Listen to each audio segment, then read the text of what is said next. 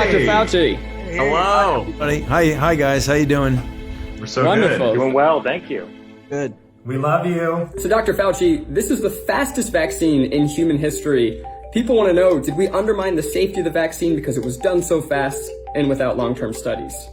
Okay, so that's a great question. It's the most commonly asked question. There was no cutting corners. Safety was not compromised. Scientific integrity was not compromised. And I think people need to understand that the speed was related completely to the breathtaking scientific advances that had been made over the previous 10 or more years, where you can get the genetic sequence of the virus, which then take that sequence and insert the appropriate gene into these very new and unbelievably efficient vaccine platforms. And that didn't sacrifice any safety at all. That was purely a technological advance. Then the Moderna trial was 30,000 people. The Pfizer trial was 44,000 people. And it happened to be taking place in the middle of a ferocious outbreak. So when you're trying to prove a vaccine works and there are just a few infections here and there in society, it could take 7 years to get a vaccine. There were so many infections that we went from sequence to getting the vaccine in people's arms in less than a year. That is historic, but it's historic from a scientific standpoint. There was absolutely no cutting of corners at all. So you're saying that there's no chance that there's some weird side effects that are going to pop up 3 years down the road? The chance of that happening is spectacularly low. And let me tell you why. If you look at the history of all vaccinology and you say, when did these so-called longer-term effects occur? The overwhelming majority, 90+% of them, occur between 30 and 45 days after the vaccine trial ends. That is the reason why the FDA said that in order to make an emergency use authorization, you had to wait 60 days from the time 50% of the people in the trial got their last dose. So if you wait 60 days, you're already beyond when essentially all of the long-term effects occur. I've never seen one where I get vaccinated in 1982 and I get a toxic effect in 1986. I mean, I've never seen that happen with any vaccine. Mm-hmm. Wow, that's amazing. Okay, I'm going to ask you a question here. Can I still infect someone else after I get the vaccine? And do I have to keep wearing a mask after I get it? The answer is yes, and I'll explain why.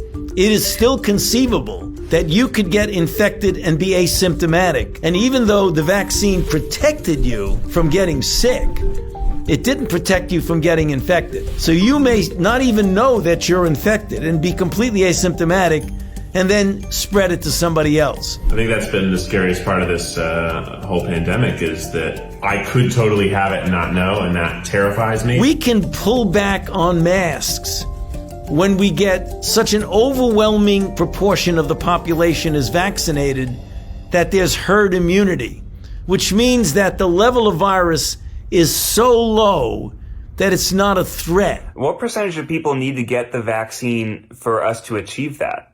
You know, we don't know the exact number, but we can make a back-of-the-envelope calculations that it's somewhere between 70 and 85% of the population needs to be vaccinated to get herd immunity. Here's, some people, there's a lot of people talking about things out there. Some people think maybe it would be easier to just achieve herd immunity by letting the virus spread rampantly through the population. What do you think about that? Okay, well, that's maybe the worst idea. Okay. I don't want to compare it to anything. I don't want to insult anybody. It's not my question. It's just a question that I read that I'm relaying to you because you're the expert. Do you read it on Facebook, Keith? I did read it on Facebook. The general level of herd immunity right now in the country, the last time the CDC looked at it was like 10%, 12%. Some cities like New York, it was 22% because New York got hit so badly in the beginning.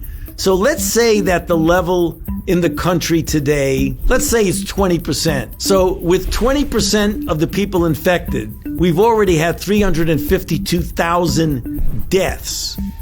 To get to 80, you'd have to have 4 times as many people. So are you willing to accept 1.2 million deaths in order to get to herd immunity? I don't think so.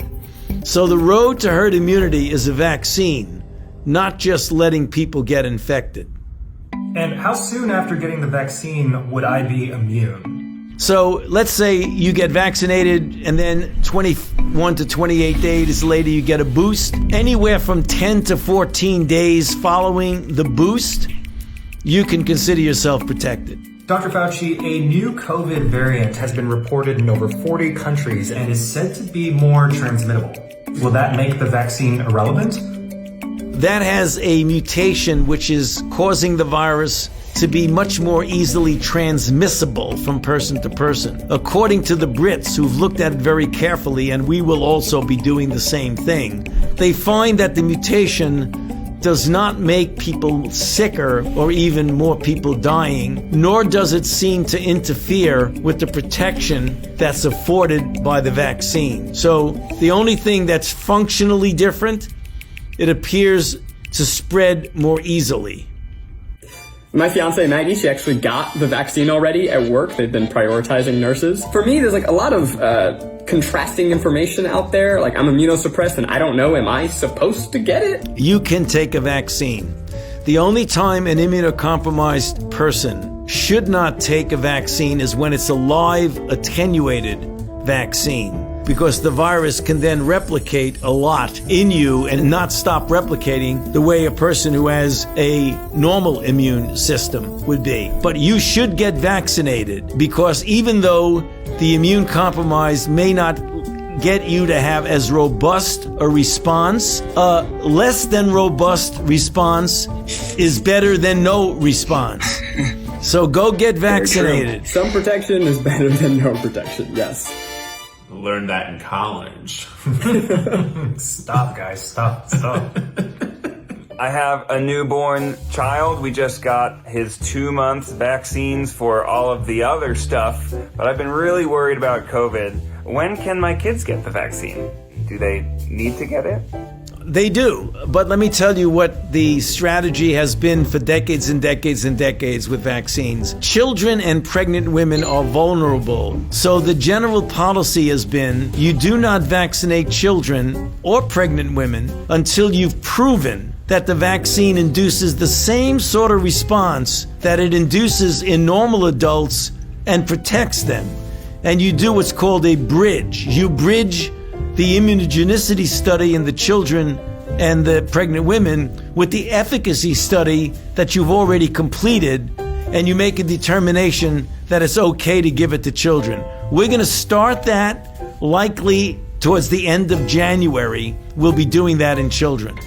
Oh, that's soon. So, Dr. Fauci, we know that the vaccine doesn't instantly make everything better. So what can you tell us about what the next few months look like? By the time we get to April, I think it would be open season, namely anybody can get vaccinated. There's no restrictions on it at all because all the priority people have been vaccinated.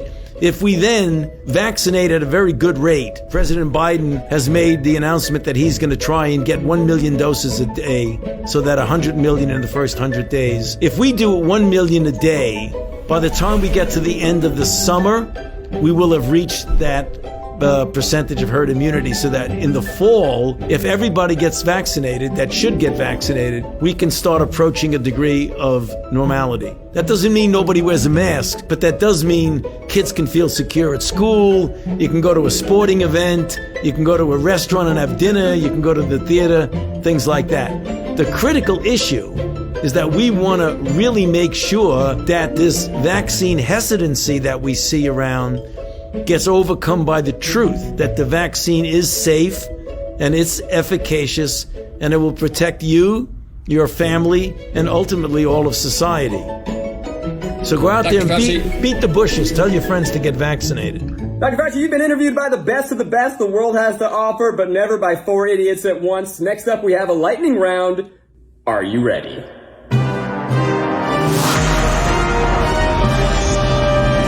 Lightning round.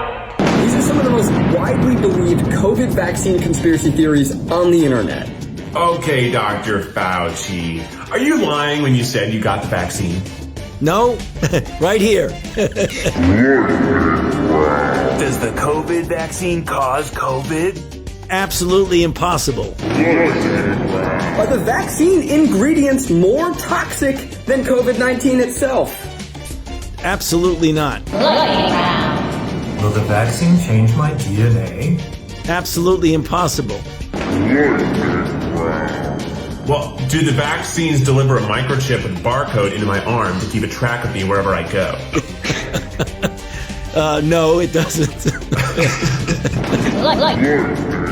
And Dr. Fauci, one final question. Will coupons that are redeemable for one vaccine shot be called vouchers? I hope not. Think about it. That's a good idea. You know, I think you can run with that. Dr. Fauci, we want to thank you so much for your time. Is there any one last thing you would say to people who do not want to get the vaccine? Yeah, I think they really need to examine carefully in their mind the reasons for that.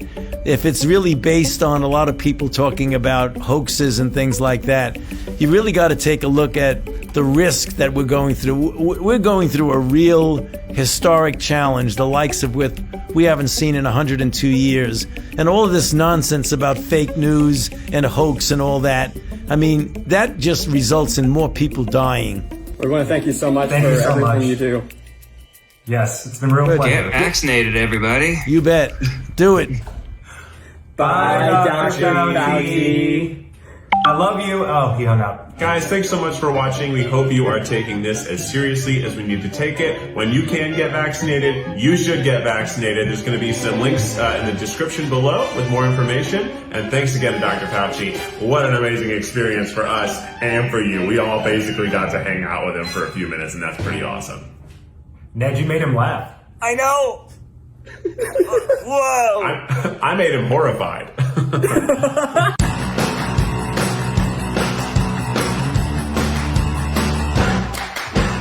You didn't hear that I loved him. Well, he'll watch. He watches all our videos, so he'll see it. Oh, okay, good. Yeah, he's actually a sapphire triceratops.